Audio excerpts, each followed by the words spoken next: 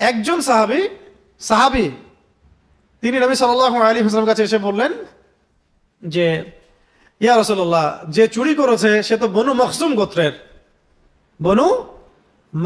গোত্রের মখজুমি নারী চুরি করেছে, এখন সম্ভ্রান্ত বংশের মেয়ে। আল্লাহ পাক তো বলেছেন বলতে, কেউ বলার সাহস পাচ্ছে না নবী সাল্লাল্লাহু আলাইহি ওয়াসাল্লামকে যে এটার কোনো শিথিলতা আছে কিনা, ফাঁকফোকর আছে কিনা। তো সবাই পরামর্শ করে একটা কাজ করলো। ওসামা বিন যায়েদ রাদিয়াল্লাহু আনহু, তিনি নবী সাল্লাল্লাহু আলাইহি ওয়াসাল্লাম প্রিয় ভাজন, তো ওসামাকে দিয়ে বলানো যায় কিনা। তিনি হচ্ছে যায়েদ বিন হারিসা রাদিয়াল্লাহু আনহুর ছেলে। ওসামা বিন যায়েদ রাদিয়াল্লাহু আনহু, যায়েদ বিন হারিসা তায়েফের সাথী, ঠিক আছে। ওসামা বিন যায়েদ রাদিয়াল্লাহু আনহু এসে কোনোভাবে এটা একটু বলেই ফেলছেন, ইয়া রাসূলুল্লাহ তো বনু মখজুম গোত্রের মেয়ে। তখন নবী সাল্লাল্লাহু আলাইহি ওয়াসাল্লাম মানে রাগের চেহারা লাল হয়ে গেছেন। তিনি বলছেন যে তুমি সুপারিশ করতেছো আমার কাছে মখজুমি নারীর ব্যাপারে, আল্লাহ পাকের হদ সম্পর্কে তুমি আমাকে সুপারিশ করতেছো। জেনে রাখো যে আমার মেয়ে ফাতিমাও যদি চুরি করত আমি তার হাত কেটে ফেলতাম। মানে শুধু আইন না, আইনের বাস্তবিক প্রয়োগ দিয়ে সমাজ সংস্কার হয়েছে, এবং সেটা আল্লাহ পাকের আইনের বাস্তব প্রয়োগ দিয়ে, থিওরিটিক্যাল ছিল না বিষয়টা, প্র্যাকটিক্যাল ছিল। এবং এত ইনসাফ, এত ন্যায় ছিল যে আমার মেয়ে হলেও আমি এটা করব, আমার মেয়েও যদি চুরি করে আমি তার হাত কেটে ফেলবো। তো নবী সাল্লাল্লাহু আলাইহি ওয়াসাল্লামের এই অংশটুকু আমরা নিতে চাই না। নবী সাল্লাল্লাহু আলাইহি ওয়াসাল্লাম মধু খাওয়া, মিষ্টি খাওয়াটা আমরা নিতে চাই, ঠিক আছে। এবার একজন নারী আসছেন, নুরীয় সাহাবী, এসে বলছেন যে ইয়া রাসূলুল্লাহ, আমি তো অন্যায় করে ফেলছি, আমাকে পবিত্র করেন। কি করছো অন্যায়? আমি অন্যায় করেছি ইয়া রাসূলুল্লাহ, আমাকে পবিত্র করেন। না, তুমি বাসায় চলে যাও, বাসায় যাও, আল্লাহর কাছে ইস্তেগফার করো, আল্লাহ মাফ করে দেবে। কারণ কোর্টে মামলা চলে আসলে তো বিচার করতে হবে, তুমি বাসায় যাও, ইস্তেগফার করো, আল্লাহ মাফ করে দিবে। তিনি বলছেন না ইয়া রাসূলুল্লাহ, আপনি মায়েজ আসলামী রাদিয়াল্লাহু আনহুকে যেভাবে ফিরাই দিয়েছেন আমাকে সেভাবে ফিরাই দিবেন না, আমি পবিত্র হইতে চাই, আমাকে পবিত্র করেন। মানুষের ঈমান দেখেন, মানুষ বলতেছে অন্যায় করে এসে ইয়া রাসূলুল্লাহ, আমি পবিত্র হতে চাই, আমাকে পবিত্র করেন। তিনি বলছেন যে তুমি কি এমন অন্যায় করেছো? তিনি বলছেন আমি গর্ভবতী হয়ে গেছি ইয়া রাসূলুল্লাহ। তো নবী সাল্লাল্লাহু আলাইহি ওয়াসাল্লাম বলছেন যে বাসায় যাও, আল্লাহর কাছে ইস্তেগফার করো, সন্তান জন্ম হোক, তারপরে দেখা যাবে কি করা যায়। সন্তান জন্ম হলো, নিয়ে আসলেন সন্তানকে কোলে করে, দুধের বাচ্চা। ইয়া রাসূলুল্লাহ, আমার বিচার করে দেন। তিনি বললেন যে সন্তান ছোট, এখন দুধ পান করবে, দুধ পান করানো শেষ হোক তারপরে বিচার করবে। দুধ পান করানো শেষ, রুটি খাইতে শিখছে, কোর্টে আসছেন, বিচার করে দেন ইয়া রাসূলুল্লাহ। নবীজি বললেন সাল্লাল্লাহু আলাইহি ওয়াসাল্লাম, আনসারী সাহাবীদের মধ্যে তোমরা কে আছো, হে আমার সাহাবীরা কে আছো যে এই বাচ্চার দায়িত্ব নিতে পারবা? একজন বাচ্চার দায়িত্ব নিলেন। নবী সাল্লাল্লাহু আলাইহি ওয়াসাল্লাম বললেন, তোমরা তাকে নিয়ে যাও, রজম করো। আইন থেকে ফিরলেন না, নিয়ে যাও, রজম করো। তাকে রজম করা হচ্ছে, পাথর নিক্ষেপ করে রজম করা হচ্ছে। রক্তের ফিনকি এসে কোনো একজন সাহাবীর কাপড়ে লেগেছিল। সেই সাহাবী একটু তির্যক মন্তব্য করেছিলেন। তির্যক মন্তব্য হয় না একটু, যে উনি জেনা করেছেন, ওই রক্ত আমার এখানে এসে লাগলো। এটা শুনে নবী সাল্লাল্লাহু আলাইহি ওয়াসাল্লাম বলেছিলেন যে তোমরা আমার সাহাবীকে ভালো মন্দ বলো না, গালি দিও না, তাচ্ছিল্য করো না। শুনে রাখো, এই নারী সাহাবী অন্যায় করার পরে যে পরিমাণ তওবা করেছেন, এই তওবা যদি পুরো মদিনার মধ্যে বন্টন করে দেওয়া হয় কম হয়ে যাবে। বিচার হয়েছে এইভাবে নবী সাল্লাল্লাহু আলাইহি ওয়াসাল্লামের যুগে। ওমর রাদিয়াল্লাহু আনহুর যুগে মদ পান করেছেন, নিজের হাতে তিনি শাস্তি দিয়েছেন। 40 লাঠি থেকে 80 লাঠি বেত্রাঘাত নিয়ে গেছেন তিনি। নিজের আপনজনের মধ্যে একজন মদ পান করার পরে ওমর রাদিয়াল্লাহু আনহু নিজের হাতে শাস্তি দিয়েছেন। সান্ত্বনার বাণী শুনে আসেন নাই খালি। ওমর রাদিয়াল্লাহু আনহুর সময় এমন হয়েছে যে আমর ইবনে আস রাদিয়াল্লাহু আনহু, বিখ্যাত সাহাবী, তিনি মিশরের গভর্নর তখন, তার ছেলে তার বাবার পলিটিক্যাল পাওয়ারে কিছু একটা অন্যায় করেছিলেন, অন্য কারোর উপর পাওয়ার দেখাইছে আর কি, হয় না এমন? তা বুঝতেই পারতেছেন কি হতে পারে এখনকার যুগে। এটা খবর ওই মিশরের সেই কিপ্তি এসে মদিনায় বিচার দিয়েছে, মদিনায় বিচার দিয়েছে যে আপনার নির্ধারিত গভর্নরের ছেলে আমার উপর জুলুম করছে, তুমি বসো। চিঠি লিখে পাঠাইছেন যে তোমরা দুজনে এখানে আসো, বাবা এবং ছেলে দুজনে আসো।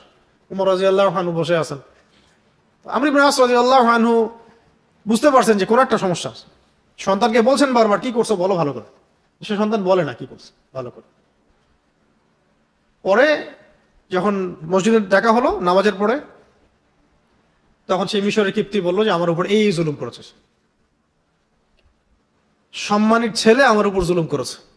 নিজের হাতের দোররা তার হাতে উঠাই দিলেন লাঠি দিয়ে, বলেন যে ইদরিব ইবনুল আকরামিন, আমাদের সামনে সম্মানের ছেলেকে মারো এখন। ইদরিব ইবনুল আকরামিন, আমাদের সামনে সম্মানের ছেলেকে মারো। এটা মানুষ দেখছে। মারতে মারতে ক্ষান্ত হওয়ার পরে তিনি জিজ্ঞাসা করছেন যে তুমি কি সন্তুষ্ট হয়েছো? হ্যাঁ আমি সন্তুষ্ট হয়েছি।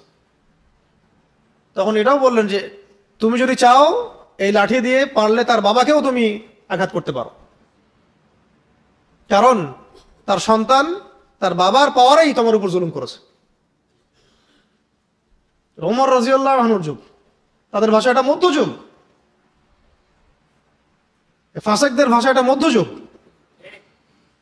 জালেমদের ভাষা এটা মধ্যযুগ।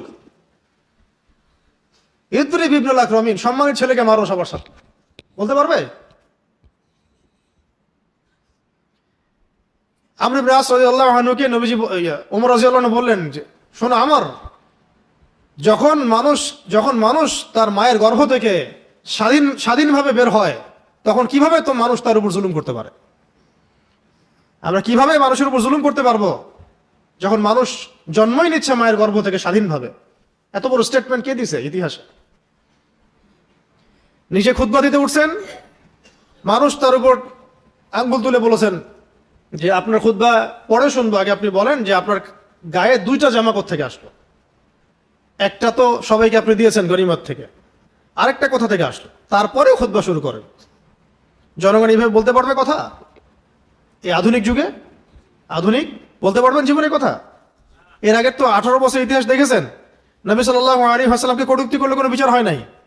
কারো আব্বা আম্মা নানা নানি লিখেছেন, একদম গুম হয়ে গেছেন, শেষ। এটা বলতে পারবে ওমর রাদিয়াল্লাহু আনহুর মতো?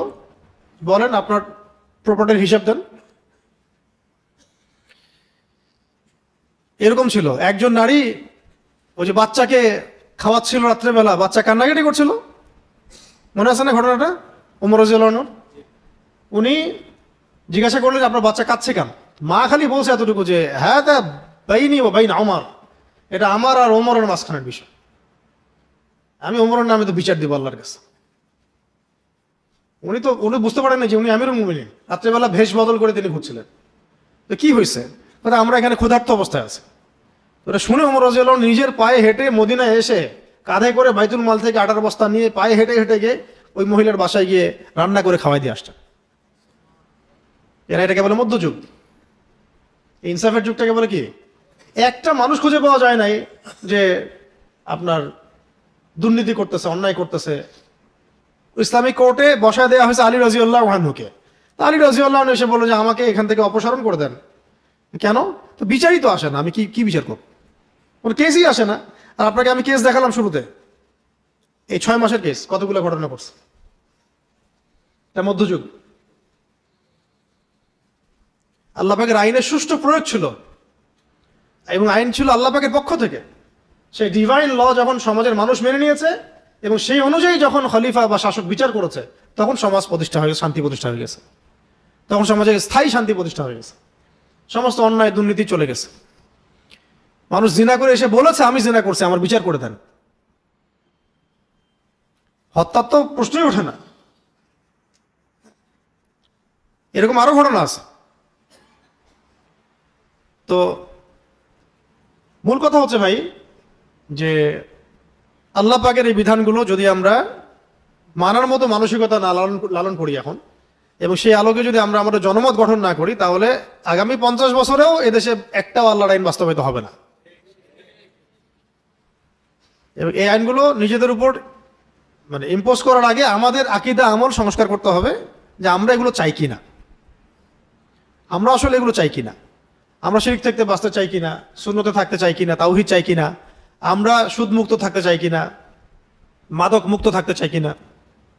ইসলামী আইনগুলো ছাড়া আপনি অন্য কোনো যত তথাকথিত পশ্চিমাদের এইসব আইন নিয়ে আসেন, কোনোদিনও আপনি দেশে শান্তি প্রতিষ্ঠা করতে পারবেন না। আল্লাহ পাক আমরা সবাইকে ইসলামী আইনের সৌন্দর্য বোঝার তৌফিক দান করেন। এখন এই লসগুলো কে দিয়েছেন? আল্লাহ রাব্বুল আলামিন। কখন দিয়েছেন? মদিনায়। এই আইনগুলো কোথায় আছে? কোরআনে এবং হাদিসে এবং সুন্নায়। যদি কেউ এই আইনগুলোকে মধ্যযুগীয় বর্বর বলে, সে কাফের। যদি না জেনে বলে, জানি না, কোনো কিছু জানে না, পড়াশোনা করে নাই, না জানে, বুঝে না, তাহলে তাকে সুযোগ দিতে হবে যে আপনি কি জানেন ইসলামের এই কথাগুলো বলা কুফরি? জেনে বুঝে যদি বলে হ্যাঁ আমি জানি এগুলো ইসলামে আছে, জেনেই বলছে এটা মধ্যযুগীয়, তাহলে স্পষ্ট কাফের। আর যদি বলে আমি জানতাম না ইসলামে এগুলো আছে, আমি পড়ি নাই, এখন জানলাম, তওবা করে ফিরে আসলাম, তাহলে আল্লাহ পাক সুযোগ দিবেন তওবা। এখন এই আইনগুলোর ইম্প্যাক্টটা কি ছিল একটু দেখাই। এই আইনগুলোর ইম্প্যাক্ট কি ছিল, যেটাকে এই রামবাম প্রগতিশীল যেগুলো আছে সকল, তারা যেটাকে মধ্যযুগীয় বলতেছে, বরং এটা কিন্তু মধ্যযুগীয় হলো না, বরং আইয়ামে জাহেলিয়াতকে দূর করলো। বরং এই আইনগুলা আইয়ামে জাহেলিয়াতে যে ব্যাপক চুরি, ব্যাপক জিনা, ব্যাপক ধর্ষণ, ব্যাপক সুদ, ব্যাপক শিরক, ব্যাপক ফাসাদ, এগুলোকে 23 বছরে দূর করে দিল এই আইনগুলা। কিভাবে দূর করে দিল? এই আইনের আগে মানুষকে তৈরি করা হলো ইমানের দাওয়াত দিয়ে, আকীদার দাওয়াত দিয়ে, ইসলামের দাওয়াত দিয়ে, পরকালের চেতনায় উদ্বুদ্ধ করে আল্লাহর কাছে ফিরে আসো, আমাদেরকে আল্লাহর কাছে জবাব দিতে হবে, কবর আছে, মিজান আছে, পুলসিরাত আছে, কিয়ামত আছে। মানুষ ইন্টারনালি পরিবর্তন হতে শুরু করলো। যখন মানুষ পরিবর্তন হতে হতে এমন একটা জায়গায় আসলো যে তারা যে কোনো আইন মানতে প্রস্তুত আল্লাহ পাকের পক্ষ থেকে, তখন বিধানগুলো আসা শুরু করলো। শুরুতে কিন্তু বিধান চাপিয়ে দেওয়া হয় নাই, আগে মানুষের আকীদা আমল সংস্কার করা হয়েছে যে মানুষ এগুলো মানার মতো যোগ্য কিনা। শুরুতেই বলা হয়নি মদ ছেড়ে দাও, প্রথমে বলা হয়েছে মদের মধ্যে উপকারিতা আছে কিছু, ক্ষতি বেশি। হ্যাঁ, তারপরে বলা হলো যে মদ খেয়ে তোমরা নামাজের ধার কাছে এসো না। ধাপে ধাপে চতুর্থ ধাপে গিয়ে বলা হলো মদ হারাম। মানে একটা নেশনকে আগে তৈরি করা, শরিয়া বিধান মানার ব্যাপারে উদ্বুদ্ধ করা, এটাই হচ্ছে আমাদের কাজ বাংলার মাটিতে। বাংলাদেশের মানুষ আল্লাহকে মহব্বত করে, রাসূলকে মহব্বত করে, দিনকে ভালোবাসে। এখন তারা কি শরিয়া আইন মানার জন্য প্রস্তুত কিনা, ওই জায়গায় নিয়ে যেতে হবে আগে। এখন যেমন সবাই বলতেছে না যে এইসব আইন দিয়ে কোনো কাজ হবে না, এখন বলতেছে না যে শরিয়া আইন অনুযায়ী বাস্তবায়ন করেন, ফয়সালা করেন। এই আগুন থামাইতে পারবেন না তো আপনারা। মানুষকে মানে আলেমদেরকে জেল দিয়ে মানুষকে মাইনাস করে ফেলে এই জেনারেশনের মধ্যে আগুন থামাইতে পারবেন না। এভাবে আস্তে আস্তে বেশিরভাগ মানুষই বলা শুরু করবে যে আমরা এসব তন্ত্রমন্ত্র চাই না, আল্লাহর আইন চাই। এই দিন বেশি দূরে নাই, কিন্তু এই প্রত্যেকটা ঘটনায় একটা একটা করে আস্তে আস্তে মানুষের মধ্যে এটা উস্কে দিবে, আগুন স্ফুলিঙ্গ তৈরি করবে যে এগুলো বোগাস জিনিস, bogus economy, bogus political system, এগুলো দিয়ে আমাদের কোনো কাজ নাই। আমাদের কাছে কোরআন আছে, সুন্নাহ আছে, আল্লাহ আছেন, রাসূল আছেন, এই আইন নিয়ে আমরা চলবো। আজকে যদি আপনি 5 ভরি গোল্ডের সমপরিমাণ ক্যাশ বাসায় রেখে দেন, আজকে থেকে 10 বছর পরে এই ক্যাশের মান কমে যাবে। এতে করে আপনার শ্রমও চুরি হয়ে গেল, আপনার সম্পদও চুরি হয়ে গেল। ধরেন আপনি 1 লাখ টাকা রেখেছেন, 5 বছর পর দেখলেন সেটা হয়ে গেছে 50,000। ওই যে 50,000 চলে গেল, সেই 50,000 টাকা আর্ন করতে আপনাকে সময় দিতে হয়েছে, শ্রম দিতে হয়েছে, তাই না? ওইটা ভ্যানিশ হয়ে গেল। শুধু আপনার সম্পত্তি চলে গেল না, আপনার সময়ও চলে গেল, শ্রমও চলে গেল। তাহলে এই পুঁজিবাদী অর্থ ব্যবস্থার সাথে যারা সম্পৃক্ত, তারা শুধু মানুষের সম্পদ ছিনিয়ে নিচ্ছে না, মানুষের শ্রম, সময়, রক্তও ছিনিয়ে নিচ্ছে। আমি কি বুঝাতে পারছি? হয়তোবা অনেক কথা একটু কঠিন মনে হতে পারে, প্রথমবার রিপিট করে কয়েকবার শুনলে ঠিক হয়ে যাবে। চল, এবং আজকে আমরা পড়াশোনা করতে গিয়ে দেখলাম পৃথিবীতে এখন রাইট নাও, আজকে পর্যন্ত পৃথিবীতে 2% পুঁজিবাদী মানুষ। কয় পার্সেন্ট? পুরো বিশ্বের পপুলেশনের মোট 2% পুঁজিবাদী মানুষ, বাকি 50 থেকে 60% মানুষের ইকোনমি, অর্থ ব্যবস্থাকে নিয়ন্ত্রণ করছে। 2% পুঁজিবাদী মানুষের কাছে যে পরিমাণ সম্পদ আছে জমা করা, এটা দিয়ে বাকি 50%কে খাওয়ানো যাবে। এটাকে বলা হয় ক্যাপিটালিজম। কি বলে? ক্যাপিটালিজম মানে পুঁজিবাদ। ইসলাম এখানে দিয়েছিল সাম্য, যাকাত, যে ধনীর কাছে সম্পদ আসলে গরিবকে দিতে হবে, তখন মার্কেটের মধ্যে সম্পদের ফ্লো সৃষ্টি হবে, সম্পদ হাত থেকে হাতে কনভার্ট হবে, সেও খাবে আমিও খাবো, সেও পড়বে আমিও পড়বো। আর বিজনেস যখন করা হবে তখন আল্লাহ পাক কাউকে ধনী করবেন, কাউকে গরিব করবেন। আর সুদের মধ্য দিয়ে যেটা হয়েছে, ধনী হবে দিন দিন, আর গরিব দিন দিন গরিব হবে। এগুলো আমাদের চোখের সামনে হচ্ছে। আমাদের এগুলো নিয়ে তো মাথা ব্যথা খুব একটা নাই। আমাদের মাথা ব্যথা হলো ওই যে হাত বাঁধবো কোথায়, তারপরে জোরে আমি নাচতে আমি, তারপরে আমাদের মোজার উপরে মাসাজ করবো, চামড়ার মোজা হতে হবে নাকি আবার কাপড়ের মোজা হলেও হবে। হ্যাঁ, আমাদের তো ইস্যু অনেক, কে কয়টা বিয়ে করলো, তাই না, কোন গণক কি বললো, কোন জ্যোতিষী কি বললো, এইগুলোই। তো এটা আসলে খুবই লজ্জার। জাতিগতভাবে আমরা কেন জানি এইরকম, এটা আমাদের জন্য লজ্জার। মূল জায়গাটার দিকে ফোকাস না করে আমরা পড়ে থাকি ডালপালা নিয়ে। আরেকটা মহামারী ছিল আইয়ামে জাহিলিয়াতে, সেটা হলো মাদক। আর আপনি একটু নিজেরাই ভাবেন, এই এলাকায়, ঢাকার বাইরে, পুরো বাংলাদেশে মাদকের প্রভাবটা কেমন? খুব অল্প না বেশি? আমার তো মানে প্রত্যেক 10 জনের মধ্যে একজনকে পাওয়া যাবে যে মাদকাসক্ত। আল্লাহ ভালো জানেন। এবং এটা রাষ্ট্রীয়ভাবে হারাম না, রাষ্ট্রীয়ভাবে নিষেধ না যে কেউ মদ খেতে পারবে না, খাইলে শাস্তি হবে, এমন কিন্তু না। চাইলে আপনি খেতে পারেন, রাষ্ট্র আপনাকে বাধা দিবে না। দিবে? মদের লাইসেন্স আছে না, খেতে পারো। অথচ এটা আল্লাহ পাক হারাম করেছিলেন, আমরা হালাল করলাম। আল্লাহ হারাম করেছিলেন, আমরা কি করলাম? হালাল করলাম।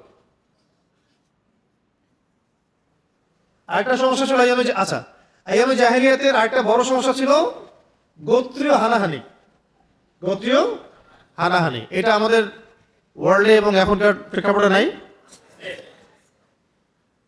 এটা এখন পলিটিক্যাল দ্বন্দ্বের রূপ নিয়েছে, সামাজিক দ্বন্দ্বের রূপ নিয়েছে, বৈশ্বিক দ্বন্দ্বের রূপ নিয়েছে। আমরা বুঝতে পারলাম এটাও যায়নি পুরোপুরি ভাবে। আরেকটা মারাত্মক সমস্যা ছিল, সেটা হলো জিনা, ব্যভিচার। এটা আমাদের সমাজে কম না বেশি? যে চাচাদের দাড়ি পেকে গেছে, তাদের সময় যতটা ছিল না, এখন তার চেয়ে 10 গুণ, 20 গুণ, 30 গুণ বেশি না? এগুলো কমন, এগুলো আইয়ামে জাহিলিয়াতেও ছিল, এখন তো মহামারী। এছাড়াও আইয়ামে জাহিলিয়াতে এমন কিছু ছিল না যেটা এখনকার যুগে আছে। এগুলো ছাড়াও আইয়ামে জাহিলিয়াতেও এমন কিছু ছিল না যেগুলো এখনকার যুগে বিদ্যমান। এখান থেকে বের হওয়ার রাস্তা একটাই, সেটা হলো নবী সাল্লাল্লাহু আলাইহি ওয়াসাল্লামের সিরাত ছাড়া বের হতে পারবেন না। সিরাত, ইসলাম, কোরআন, সুন্নাহ, এর বাইরে মানবতার মুক্তির কোনো রাস্তা নাই। আইন না থাকা প্রবলেম, আইন বাস্তবায়ন না হওয়া প্রবলেম, দৃষ্টান্তমূলক শাস্তি বাস্তবায়ন না হওয়া প্রবলেম, অনেক প্রবলেম। এরপরে সামাজিক সচেতনতা আছে, আমাদেরও অনেক গাফিলতি আছে। সবকিছু মিলিয়েই সমস্যার গোড়া হচ্ছে আমরা পরিপূর্ণ ইসলামী শরিয়ার মধ্যে আসতেছি না। সমস্যা একটা ডালপালা নাড়াচাড়া করে সমাধান হবে না। যদি আগামী 7 দিনের মধ্যে এই সাম্প্রতিক ঘটনার বিচার হয়ও, তার মানে এই না যে প্রবলেম সলভ হয়ে গেছে, বরং একটা প্রবলেমের সাময়িক সলিউশন আপনি দিয়েছেন। এরকম প্রবলেম বাংলাদেশে গ্রামে, শহরে আরো বহু আছে। এমন অনেক কিছু আমরা ভুলেও গেছি, অনেক কিছু আমরা জানিও না, অনেক কিছু মিডিয়াতে আসেই নাই, তাই না? এটা এত হাইলাইট হচ্ছে কেন? কারণ তার বাবা বলেছে যে আমি তো জানি যে আপনারা বিচার করতে পারবেন না। এই কথাটা তাগুতের গায়ে লাগছে। কথাটা 100% সত্য। কথাটা কি 100% সত্য যে আপনাদের কোনো রেকর্ড নাই এগুলো বিচার করার। এটা গায়ে লেগে গেছে, মিডিয়াতে এটা ফলো করে প্রচার হয়ে গেছে। এর আগে মাগুরার ঘটনা ধামাচাপা পড়ে গেছে, পড়ছে না? এরকম আরো শত ঘটনা ধামাচাপা পড়ে গেছে। হাদি ভাই গায়েব হয়ে নাই, ইস্যু নাই। আমাদের ঢাকায় বিমান ক্র্যাশ হয়ে গেল একটা প্রতিষ্ঠানে, এতগুলো বাচ্চা মারা গেল, কোনো আলোচনা আছে? এরকম একটার পর একটা ইস্যু আসছে, ধামাচাপা পড়ে গেছে। তো এটা হাইলাইট হওয়ার কারণ হচ্ছে আঙ্গুল উঠানো, প্রতিবাদ করা যে আপনারা পারবেন না, আপনারা পারেন নাই, আপনারা ফেইলার। ওটা গায়ে লাগছে, একটু নাড়াচাড়া হচ্ছে। এটাও হয়তো 2-1 দিন পর ঠান্ডা হয়ে যাবে, কিন্তু সমস্যা সলভ হবে না। এই সমস্যা থেকে আমি, আপনি, আপনার মেয়ে, আমার বোন, আমার মা, আমরা তো সেফ থাকতে পারবো না। কারণ সমস্যার শেকড়ে আমরা হাত দিচ্ছি না। শেকড়ে হাত দেওয়ার জন্য যে ওহির বিধান দরকার, যে দিন দরকার, যে আদর্শ দরকার, যে আইন দরকার, যে শরিয়া দরকার, এখানে আমরা আসছি না। কেন? কারণ আমরা নিজেরাই চাই না যে আল্লাহর জমিনে শরিয়া আইন কায়েম হোক। শরিয়া আইন কায়েম হলে তো আমি সুদ খাইতে পারবো না, আমি তখন মদ খাইতে পারবো না, চুরি করতে পারবো না, মদ খাইতে পারবো না, বারে যেতে পারবো না। আমাকে পর্দা করতে হবে, নামাজ পড়তে হবে, ইসলামে আইন আসতে হবে। চুরি করলে হাত কেটে ফেলবে, মদ খাইলে বেত্রাঘাত করবে, জিনা করলে বেত্রাঘাত করবে, ডাকাতি করলে একদিকের হাত কেটে ফেলবে, একদিকের পা কেটে ফেলবে, খুন করলে কেসাস করবে। শরিয়া আইন হয়ে গেলে আমরা তো নিজেরাই পাপ করতে পারবো না। মানুষ পাপের এক্সেসের জন্যই শরিয়া আইন চায় না আমাদের দেশে। আমরা এমন ইসলাম চাই যেটা একটু সুইট সুইট ইসলাম, মিষ্টি মিষ্টি। আমরা একটু ইসলাম পালন করবো, আবার একটু অন্যায় করব, আবার একটু সুবিধা মতো কিছু ইসলামী বিধান পালন করব, আবার নিজে যেটা পারি না সেটা ইগনোর করব। এইভাবে চাই আমরা আনুষ্ঠানিক ইসলাম চাই, পরিপূর্ণ ইসলাম চাই না। এই জন্য আল্লাহ পাকের পক্ষ থেকে এই যে সিচুয়েশন গুলা, এগুলো আমাদের উপরে গজব, আযাব, জিল্লাতি, এগুলো আমাদের উপরে জিল্লতি, আযাব, গজব। এবং আপনারা ভাববেন না যে এটা শেষ হয়ে গেছে, ভাববেন না যেটা শেষ, দরকার নেই। আপনারা ভাববেন না যে এটাই শেষ ঘটনা, হতেই থাকবে যতদিন পর্যন্ত না এই নেশন পরিপূর্ণ শরিয়া আইন দ্বারা পরিচালিত হয়। আর বলবেন, অনেকে বলবে যে এটাই কি একমাত্র সমাধান? শরিয়া আইন বাস্তবায়ন করাটাই একমাত্র সমাধান না। যাদের উপরে বাস্তবায়ন করব সেই মানুষগুলোকে আল্লাহর পথে নিয়ে আসাটাই সমাধান। দাওয়াতও চলবে, ইসলাহ চলবে, সংস্কার চলবে, তাসকিয়া চলবে, আবার আইনও থাকবে। তখন দেখা যাবে সবকিছু মিলিয়ে সমাজটা সুন্দর হবে। এটা নবী সাল্লাল্লাহু আলাইহি ওয়াসাল্লামের দেখানো পথ পদ্ধতি। আমাদের নবীজি কি শুধু আইনই বাস্তবায়ন করেছেন? মানুষকে দাওয়াত দেন নাই, ইসলাহ করেন নাই, বুঝান নাই? বুঝিয়েছেন, দাওয়াত দিয়েছেন, কাছে টেনেছেন, চিকিৎসকের মতো কাজ করেছেন। পরে যখন ক্যান্সার হয়েছে তখন অস্ত্রোপচারও করেছেন। যেখানে ক্যান্সার সেখানে কি করছেন? অস্ত্রোপচারও করেছেন। ওটা হলো ইসলামে হুদুদ, কিসাস এবং জিহাদ। আইয়ামে জাহিলিয়াতে ভাই, নিজের ভাই বা গোত্রের মানুষ, এলাকার মানুষ, গোত্রের মানুষ, সে যদি অন্যায় করত পুরা গোত্র তাকে সাপোর্ট দিত। এত বন্ডিং ছিল তাদের মধ্যে। আর ন্যায় করলে তো কোনো কথাই নাই। যেমন নবী সাল্লাল্লাহু আলাইহি ওয়াসাল্লাম নবুয়তের দাওয়াতের কাজ করছেন, পুরা বনু হাশেম গোত্র তাকে সাপোর্ট দিচ্ছে। বনু হাশেমের সব ইসলাম কবুল করে নাই, কিন্তু তাকে সাপোর্ট দিচ্ছে গোত্রের কারণে। নবী সাল্লাল্লাহু আলাইহি ওয়াসাল্লামকে বয়কট করা হয়েছে 3 বছর। এই শিয়াবে আবু তালেবে পাহাড়ের নিচে তারা উন্মুক্ত একটা কারাগারের মধ্যে, বলা যায় উন্মুক্ত খোলা আকাশের নিচে তারা বসবাস করেছেন 3 বছর। বনু হাশেম, পুরো বনু হাশেম গোত্র নবী সাল্লাল্লাহু আলাইহি ওয়াসাল্লামের পাশে গিয়ে দাঁড়িয়েছে, আমরা তোমার সাথে আছি। এই বন্ডিং আপনি এখন ইসলাম পন্থীদের মধ্যেই পাবেন না। এই যে বন্ডিংটা, এটা আপনি ইসলাম পন্থীদের মধ্যেই পাবেন না। আর এখানে তো বনু হাশেমের সবাই ইসলাম কবুল করে নাই, অমুসলিম তারা। তখন তারা নবী সাল্লাল্লাহু আলাইহি ওয়াসাল্লামকে সাপোর্ট দিয়েছেন গোত্রের কারণে। আমার চাচা, আমার ভাতিজা, আমার মামা, আমার এই কারণে। এটা আইয়ামে জাহিলিয়াতে ছিল, এই যুগে পাবেন না আপনি। আইয়ামে জাহিলিয়াতে তারা যে জুয়া খেলতো, জুয়া তো খেলতো ওরা। এই জুয়ার টাকা দিয়ে তারা বহু মানুষকে উপকার করত। হ্যাঁ, ওদের মধ্যে এগুলো ছিল।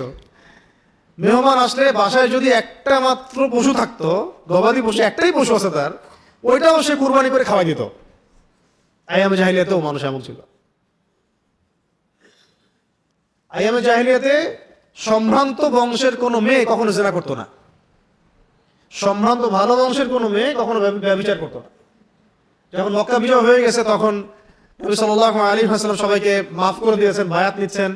তখন আবু সুফিয়ানের স্ত্রী হিন্দা রাদিয়াল্লাহু আনহা, তাদের বায়াত নেওয়া হচ্ছে। তখন নবী সাল্লাল্লাহু আলাইহি ওয়াসাল্লাম বলছেন যে তোমরা আল্লাহর সাথে কাউকে শরীক করবে না, জিনা করবে না। যখন বলেছেন জিনা করবে না, তখন তিনি বলছিলেন যে ইয়া রাসূলুল্লাহ, সম্ভ্রান্ত বংশের কোনো মেয়ে কি জিনা করতে পারে? আইয়ামে জাহিলিয়াতেও তারা এটাকে বুঝতেন যে এটা তো কখনো সম্ভবই না। সম্ভ্রান্ত বংশের একজন নারী কিভাবে জিনা করতে পারে? আইয়ামে জাহিলিয়াতে কোনো কিছুকে সত্য বলে তারা যদি বিশ্বাস করতো, এর উপর থাকতো, তারা জান দিয়ে দিবে, তাও এর বাইরে যাবে না। আর যদি কোনো কিছু মিথ্যা মনে করে তাহলে তো সেটা স্বীকার করবে না। আইয়ামে জাহেলিয়াতেও আবু জেহেল, আবু লাহাব, উতবা সাহেবারা এটা বিশ্বাস করতো যে কোরআন আল্লাহর বাণী, কিন্তু পলিটিক্যাল কারণে বিরোধিতা করত। আবু জেহেল জানতো কোরআন আল্লাহর বাণী। আইয়ামে জাহিলিয়াতে আবু জেহেলরাও আল্লাহকে বিশ্বাস করত। তারা বলতো যে আমরা আল্লাহ পাকের তাওহীদের রুবুবিয়্যাত তো বিশ্বাস করি, মানতে অসুবিধা কি? অন্য ইলাহগুলো বাদ দিতে হবে, এটা মানতে অসুবিধা। আর মুহাম্মাদের আনুগত্য করতে হবে, এটা মানতে অসুবিধা।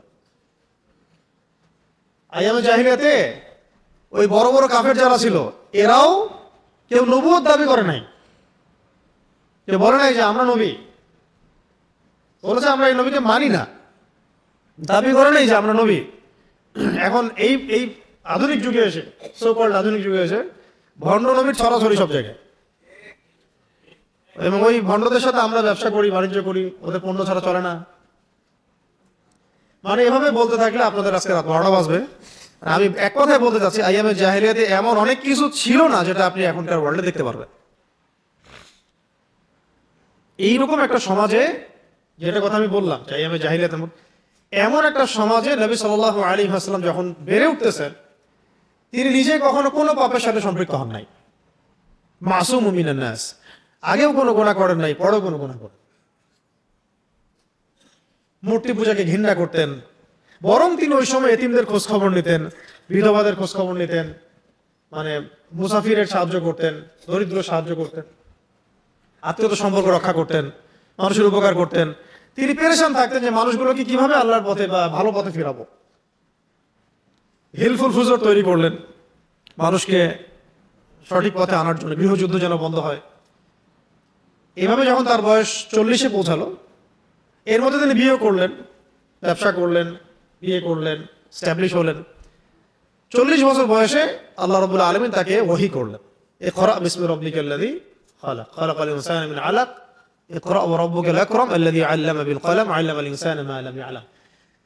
এখানে একটা পয়েন্ট হচ্ছে যে এই জাহেলি সমাজটাকে যে নবী আপনি পরিবর্তন করতে চাচ্ছেন, এটা মানুষের মস্তিষ্ক প্রসূত জ্ঞান দিয়ে, বিদ্যা দিয়ে, বুদ্ধি দিয়ে হবে না। হেরা গুহায় নবীজি বসে থাকতেন, ধ্যান করতেন, আল্লাহকে ডাকতেন, ইবাদত করতেন। এটার অর্থ হচ্ছে নবী সাল্লাল্লাহু আলাইহি ওয়াসাল্লাম সমাজের এই অরাজকতার অবস্থা দেখে নিজেকে আলাদা করে রাখতেন, পৃথক হয়ে থাকতেন। ভাল লাগতো না তার কাছে সমাজের এই সমস্যাগুলা, অবস্থাগুলা। নিজে একা থাকতেন, হেরা গুহায় বসে থাকতেন, ধ্যান করতেন, আল্লাহকে বুঝতেন। যে কোনো ওলামায়ে কেরামের কাছে যান, তার এই কথাই বলবেন। ওই সময় মদিনা আইন নাজিল হচ্ছে যে এখন যদি কেউ কাউকে অন্যায়ভাবে হত্যা করে, তাহলে হত্যার বদলে হত্যা করবে। এটাকে কি বলে? কিসাস। কি বলে? কিসাস। ওই যে আমরা সূরা বাকারায় পড়ি, কুতিবা আলাইকুমুল কিসাস, কুতিবা আলাইকুমুল কিসাস ফিল কতলা, আল হুররু বিল হুররি ওয়াল আবদু বিল আবদি ওয়াল উনসা বিল উনসা। কুতিবা আলাইকুমুস সিয়াম তো আমরা নিয়েছি ঠিকই, ওই সূরার মধ্যেই আছে, সামনে ডানে বামে, কুতিবা আলাইকুমুস সিয়াম, তোমাদের উপর সিয়ামকে ফরজ করা হয়েছে। তো রমজান মাসে মাশাআল্লাহ বাংলাদেশে সবাই রোজা রাখে, মুসলিমরা বেশিরভাগই।